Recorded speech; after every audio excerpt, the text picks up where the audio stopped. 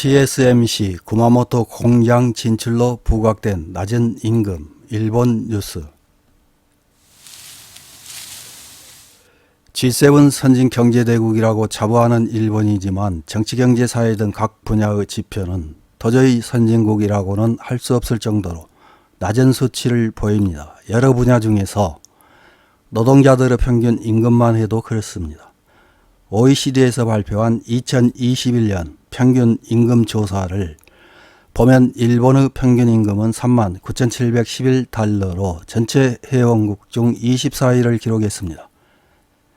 1위 미국의 평균 임금 74,738달러의 절반 이하이며 우리나라보다 4계단 아래로 3,036달러나 차이가 납니다. 일본에서는 2월 24일 대만의 반도체 업체인 TSMC 구마모토 제1공장 개소식이 열렸습니다. 2024년 내 양산 개시를 목표로 한 공장의 경제 파급 효과는 20조엔 규모에 달할 전망이라며 벌써부터 반도체 버블에 흥분하고 있습니다. 하지만 일본 사회에서 더 화제인 것은 일본의 낮은 임금입니다. 구마모토 현의 최저임금은 시급 898엔인데 반해 TSMC에서 내건 아르바이트 시급은 1,900엔으로 2배가 넘는 금액이어서 일본의 낮은 임금이 더욱 부각된 것입니다. 이전에도 일본에서 코스트코 매장이 개점할 때마다 일본의 낮은 임금이 비교 대상이었습니다. 코스트코 시급은 어시스턴트는 1,500엔부터 클라크는 1,550엔부터 출발한다는 점이 TV나 인터넷 등 다양한 매체에서 다루어져 많은 일본 국민들을 좌절하게 했습니다. 일본 언론의 보도는 일본의 낮은 임금을 인정하기보다는 코스트코 본사인 미국의 인플레이션으로 노동자의 시급이 상승하고 있기 때문에 어쩔 수 없다는 식의 현실 부정이었습니다.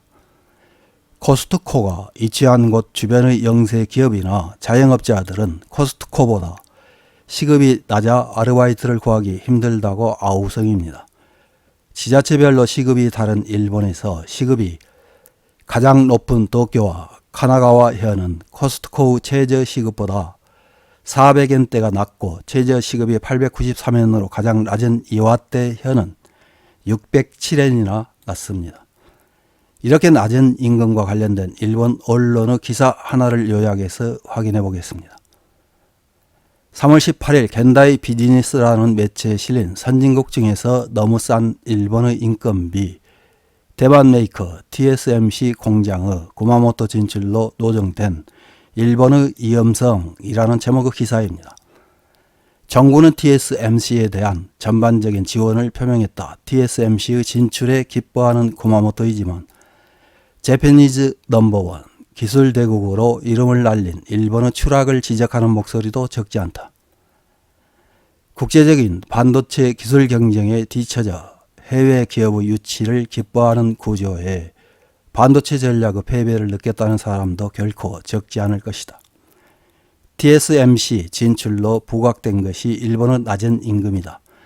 TSMC가 내세우는 구인을 참고로 하면 대절 초임은 28만엔이며 TSMC 관련 아르바이트는 시급 1,900엔이 될 수도 있다고 한다.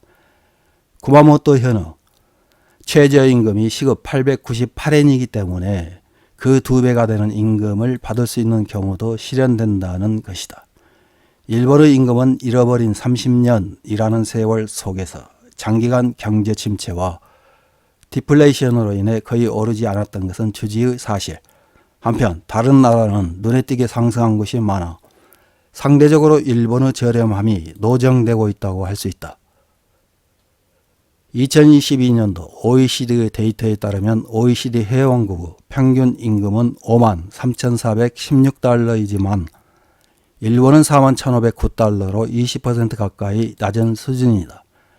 각국 비교에서는 미국 77,463달러, 독일 58,940달러, 영국 53,895달러로 서구보다 훨씬 낮고 한국의 48,922달러에도 패배하고 있다는 결과다.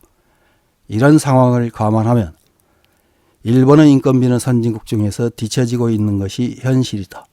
이번에 TSMC가 구마모토에 공장을 세운 것은 원래 규슈가 반도체 제조의 거점이었기 때문이라는 배경도 있습니다.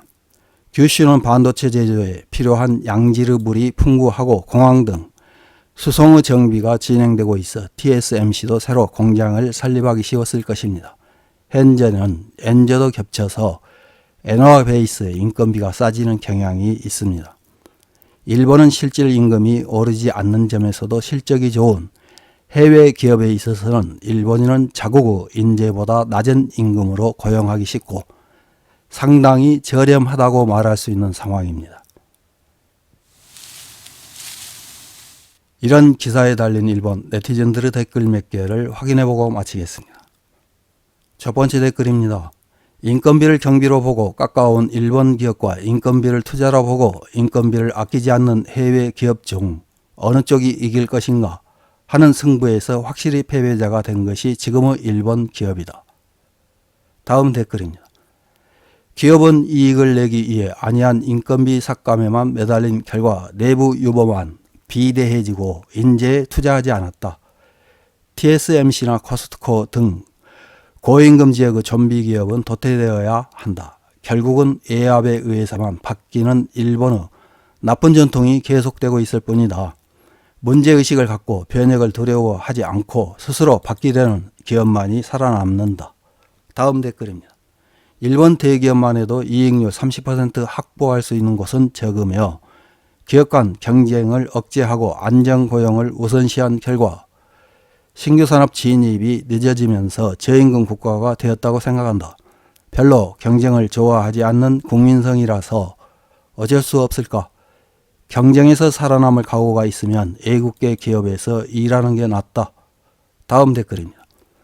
일본은 더 이상 선진국이라고 할 수 없다. 그러나 앞으로는 싼 임금과 싼 물가가 무기가 된다. 앞으로는 해외 기업을 유치해 애화를 벌여야 한다. 과거의 영광을 고집하지 않고 세계에 뒤처져 있음을 자각해 싼 임금으로 승부해야 한다. 다음 댓글입니다. 임금이 세계와 비교해 싼 이유는 물가도 세계에 비해 싸기 때문입니다. 예를 들면 미국에서는 고급이 아닌 평범한 레스토랑에서 외식하는 데만 1인당 8,000엔 이상 듭니다.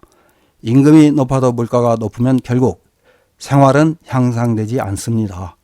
임금만 비교하지 말고 물가 상황도 보도해 주세요. 이상입니다.